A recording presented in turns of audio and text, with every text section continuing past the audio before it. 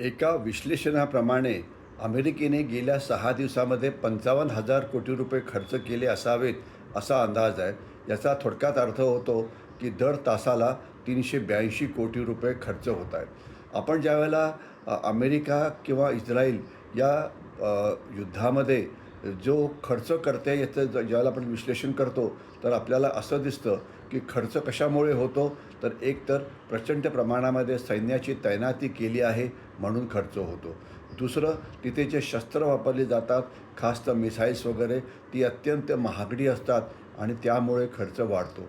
तिसरं, ज्यावेळेला विमानं पडतात किंवा ज्यावेळेला आपली शस्त्र फायर केली जातात, ती काही परत येत नाहीत, तर त्याच्यामुळे खर्च वाढतो. त्याच्याशिवाय ज्यावेळेला तुमच्यावरती इराणकडून हल्ला होतो, तुमची शस्त्र डॅमेज होतात, जशी 3 विमानं अमेरिकेची पाडण्यात आली, अर्थात ती कुवेतनेच पाडली होती, तर त्याच्यामुळे खर्च वाढतो. तर खर्च वाढण्याची हे वेगवेगळी कारणं आहेत.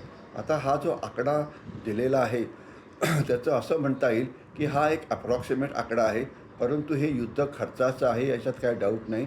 कारण क्षेपणास्त्र म्हणजे मिसाईल्स किंवा किंवा ड्रोन्स ही म्हणजे ही ज्यावेळेला युद्धात वापरली जातात त्यावेळेला खर्च हा नक्कीच होतो. सर्वात पहिले जी क्षेपणास्त्र आहे ती अत्यंत महागडी आहेत. टॉमहॉक जे मिसाईल आहे याची किंमत जवळजवळ 30 कोटी आहे. पेट्रियट नावाचं जे इंटरसेप्टर मिसाईल आहे ते 33 कोटीच्या आसपास आहे. आणि असं म्हटलं जातं की आतापर्यंत अमेरिकेने कमीत कमी 2000हून जास्त क्षेपणास्त्र वापरली असावी, तर आपण गुणाकार करून किती खर्च झाला असेल याचा अंदाज लावू शकतो. याच्याशिवाय अमेरिका जे युद्ध लढतं आहे त्यांनी तिथे 2 मोठ्या विमानवाहू नौका म्हणजे कॅरियर स्ट्राईक ग्रुप हा तिथे तैनात केला आहे. कॅरियर स्ट्राईक ग्रुप म्हणजे समुद्रामध्ये तरंगता जो एक विमानतळ आहे तो अत्यंत खर्चिक असतो आणि त्याला चालवण्याकरता, तैनात करण्याकरता रोजचाच खर्च जो आहे हा जवळजवळ 150 ते 200 कोटी रुपये होतो. आणि एवढंच नव्हे तर या कॅरियर स्ट्राईक ग्रुपच्या बरोबर अनेक इतर नौका असतात की ज्या त्यांना प्रोटेक्शन देतात. कोणी आकाशातून, कोणी समुद्राच्या खालतून, कोणी समुद्राच्या वरतून वगैरे. तर त्याच्यामुळे खर्च हा प्रचंड होतो, याच्याविषयी कोणाला काही डाऊट नसावा. परंतु आपण ज्यावेळेला बघतो की अमेरिकेचं बजेट किती आहे आणि त्याच्या तुलनेमध्ये हा जो रोजचा जो खर्च होतो तो किती आहे, तर आपल्याला असं दिसतं की अमेरिकेचं बजेट हे 850-900 अब्ज डॉलर्सहून जास्त आहे. तर त्याच्यामुळे त्यांची आर्थिक क्षमता किंवा बजेटची क्षमता ही प्रचंड आहे.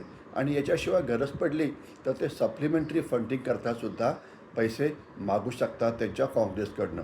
तर खर्च होतो याच्यात काय डाऊट नाही, परंतु तो खर्च अमेरिकेला परवडू शकतो हे सुद्धा तेवढंच महत्त्वाचं आहे. पण जी जास्त मोठे प्रॉब्लेम आहेत तो म्हणजे असा की याला होणारा राजकीय विरोध. अमेरिकेत आता निवडणुका होत आहेत, महागाई वाढलेली आहे, कर्जाचा डोंगर आहे, तर त्याच्यामुळे सामान्य नागरिक अशा प्रकारच्या युद्धाचा विरोध करू शकतात. तसं झालं तर हे युद्ध थांबवावं लागेल. दुसरं काय होतं की दारुगोळ्याची टंचाई.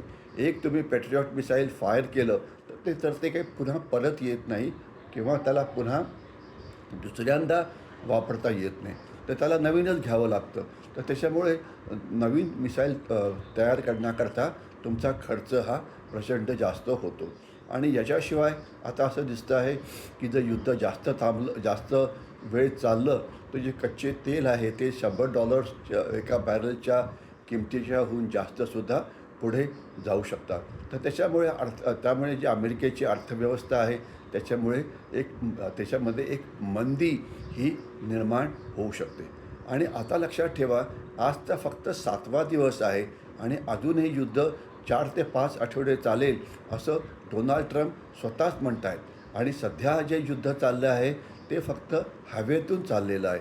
परंतु अशा प्रकारचा खर्चाचा काही काळ अमेरिका नक्की करू शकेल, पण ज्यावेळेला ग्राउंड ऑफेन्सिव्ह करावं लागेल तर खर्च हा अजून जास्त वाढेल.